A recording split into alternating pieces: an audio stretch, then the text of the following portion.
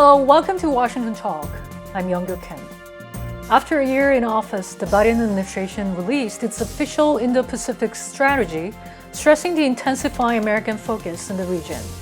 And soon after this, a trilateral meeting among the US, South Korea, and Japan took place in Hawaii, which the State Department said will deepen cooperation in confronting challenges together. Meanwhile, the US Air Force deployed 4 nuclear-capable bombers to Guam, which drew a lot of attention. Today, we'll discuss these and more. Joining me is Mark Tokola, Vice President of the Korea Economic Institute of America. Mr. Tokola had served as Deputy Chief of Mission at the U.S. Embassy in Seoul. Robert Manning also joins me today. Mr. Manning is Senior Fellow at the Atlantic Council. He served in the U.S. government for 15 years, including the State Department.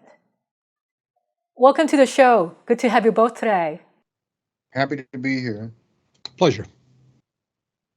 First, we will start with the news of the deployment of the 4 B-52 nuclear-capable bombers in Guam.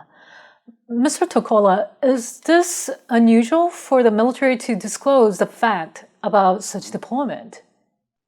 It's actually not. I mean, these are announced in U.S. Air Force press releases.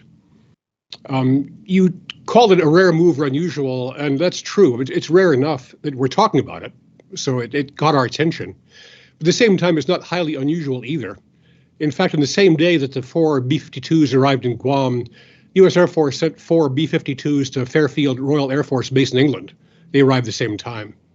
And last year, there was a deployment of 6 B-52s to Qatar. So using B-52s as visible symbols of deterrence and alliance is not a highly unusual thing, but enough to get our attention. So it's made public, that's true. I think there are 3 audiences for it. One is for our opponents.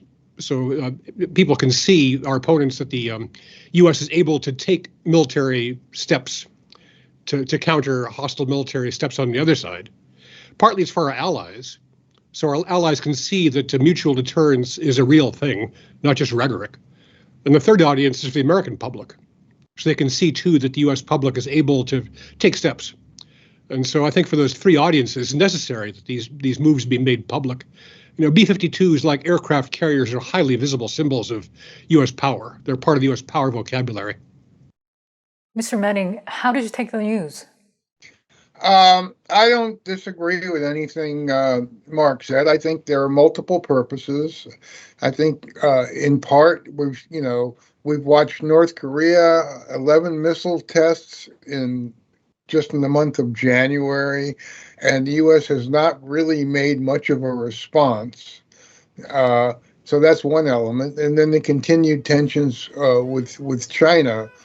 So I think it's designed to send a message to both North Korea and China, and I think it's also designed as an act of reassurance for our allies and partners in the region. And now, the U.S. seems to be working to strengthen its military alliance.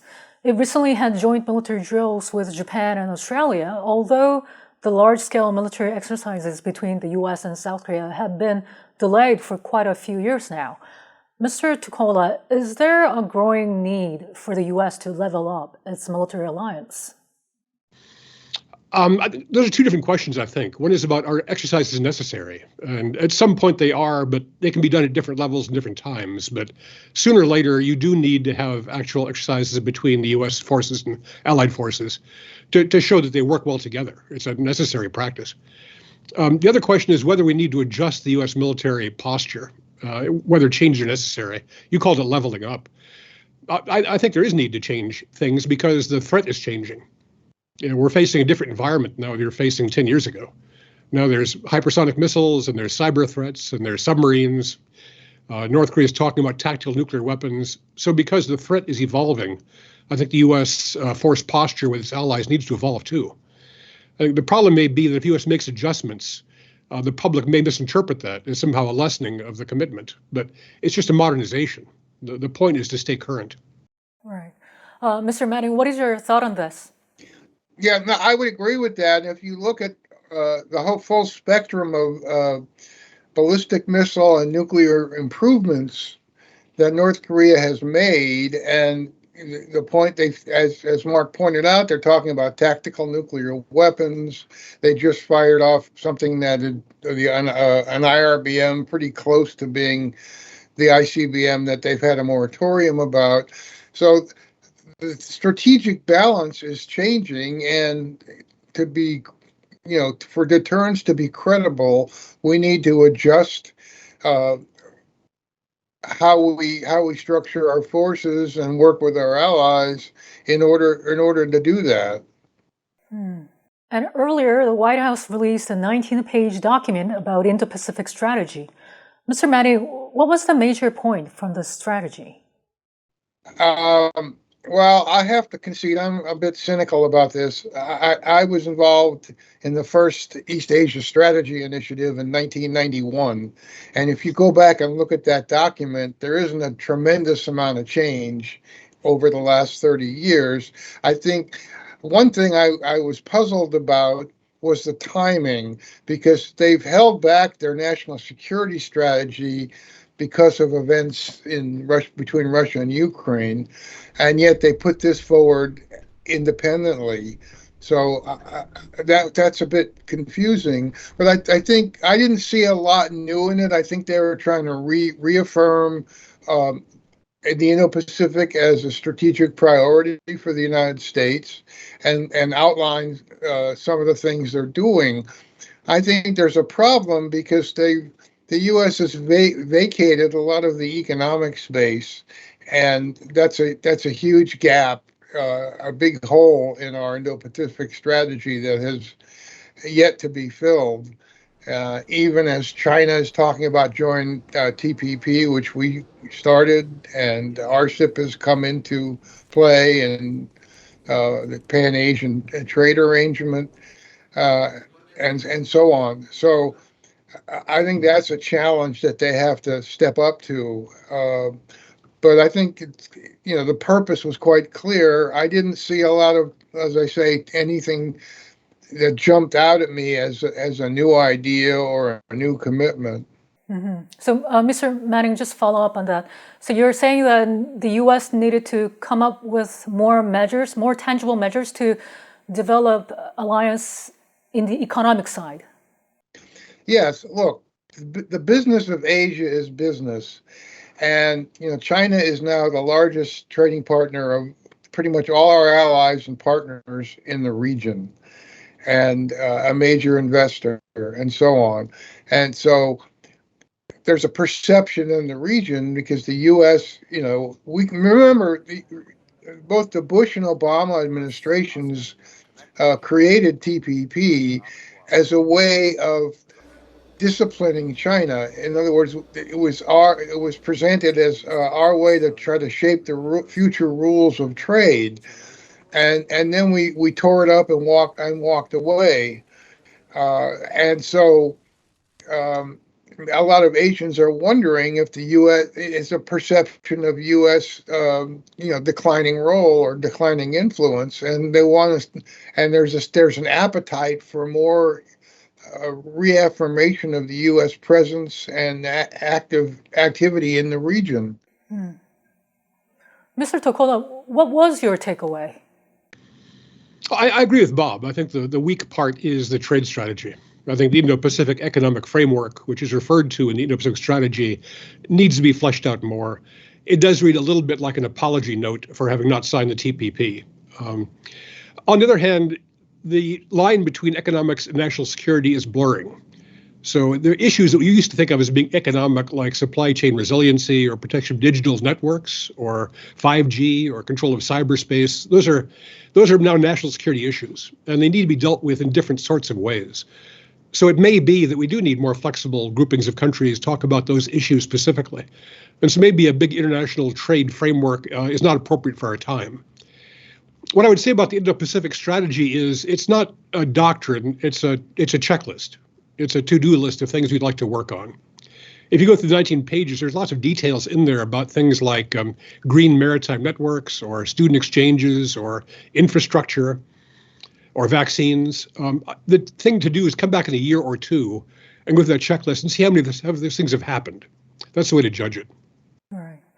And the strategy also talked about North Korea. It said the U.S. will continue to seek serious dialogue, but at the same time will remain prepared to defeat any aggression if necessary. Mr. Tokola, what does this tell you? It doesn't sound that much different from what we have been hearing. No, it's not. It's not very different. I think at this point, the Biden administration is still waiting for some sign North Korea is prepared to talk. I mean, the Biden administration has said anywhere, anytime, any subject. So the door is open. I think North Korea is a bit preoccupied with domestic concerns and therefore is not quite ready to engage in diplomacy yet. But I think at the same time, we shouldn't be just waiting. I think the U.S. and South Korea and other countries should be preparing for what to do when talks can resume. I don't think the denuclearization in exchange for sanctions relief is a plausible framework. Hasn't worked before. I think we need to find some different subjects to talk about. Mr. Manning, shall we pay attention to the wording that, the U.S. is ready to defeat any aggression from North Korea? No, the U.S. has been saying that for at least 30 years. I don't think that's new. I think it's important that we put down that marker for North Korea. That if you do anything stupid, you may no longer exist. On the diplomacy side, I think Kim Jong-un has been seized with COVID, and he's really turned into a major porcupine. They closed off the border with China. They're only gradually reopened pieces of it, and so that's a factor as well. At the same time, he's building up nuclear and missile capabilities that I think are designed to force the United States to accept them as a nuclear weapon state. That's his goal. And so it's important that we make it clear that we don't accept that we have these UN sanctions in place, and we continue to respond. The other factor that's going on is a South Korean election. And I think, the North Koreans have just disregarded President Moon, and Kim may be waiting for the next administration in Seoul to unveil whatever his intentions are. So that's a factor the U.S. has to look at closely. And as Mark said, we need to think through what our responses be, what our bottom lines are. And that's why I think the U.S., the recent meeting in Hawaii, U.S., South Korea, Japan was so important. Mm-hmm. And this Indo-Pacific strategy seems to be emphasizing cooperation with South Korea and Japan. It said nearly every major Indo-Pacific challenge requires close cooperation among the U.S. allies and partners, particularly Japan and South Korea. Mr. Manning, what kind of challenges is this talking about? Not only North Korea, obviously. No, it's talking about China. I think if you go back to the March Biden-Moon summit, there was a lot of, the press kind of missed it, but there was a lot of South Korean commitments to cooperate on technology, on 5G, on a whole range of supply chain issues. So that's an important factor that we're talking about. But most fundamentally, I think the U.S. is concerned about the importance of both defense and intelligence cooperation in real time to deal with the North Korean threat. And so, and as you know, there has been an unfortunate continued tension between South Korea and Japan over history issues, and that doesn't seem to be going away. And so the challenge the U.S. has been trying to address is can we separate out these security and economic issues from the emotional South Korea Japan political issues. Mm-hmm. Mr. Tokola, Mr. Manning just mentioned about the relationship between the U.S. and South Korea and Japan. The strategy stressed cooperation among the allies. Why is this so important for the U.S.? Well, it's kind of two levels. I think one is that it is a fundamental part of the Biden administration strategy that we will work with networks of regional allies or networks of allies. So this is a complete change from the Trump administration, which is focused on bilateral relationships.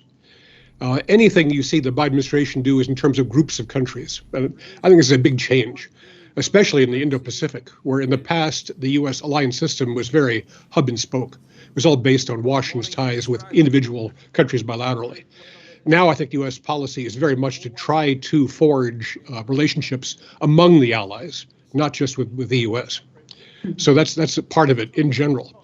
Specifically, the relationship between Japan and South Korea and the United States, that trilateral relationship is fundamental because Northeast Asia is where the center of gravity is in Asia.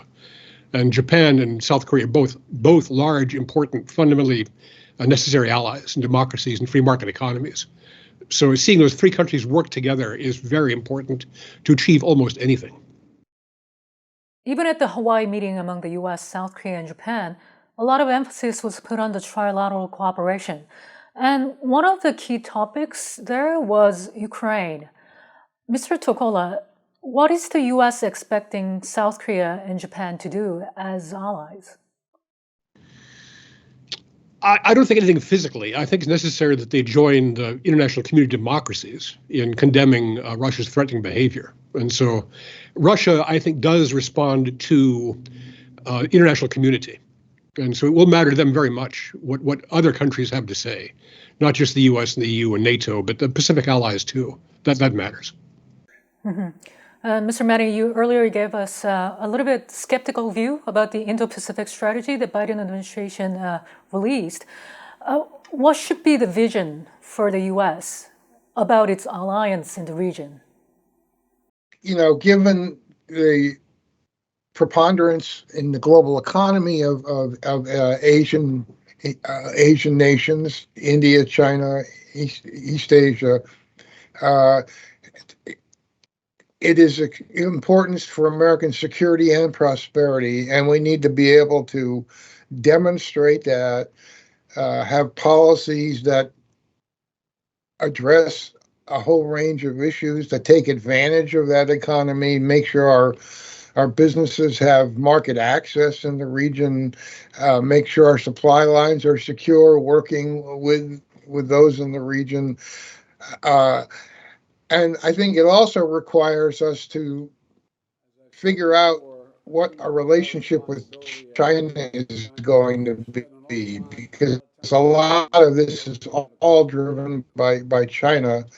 And I think what we've seen really going back to the end of the Trump period is a lot of assumptions we had about China have been proven wrong, that China is a global competitor, and we have yet to define the terms of that competition, the framework for that competition, and where the areas of cooperation are going to be. I think that's critical in shaping, and there's an interaction between the rest of our Indo-Pacific strategy and U.S.-China relationship.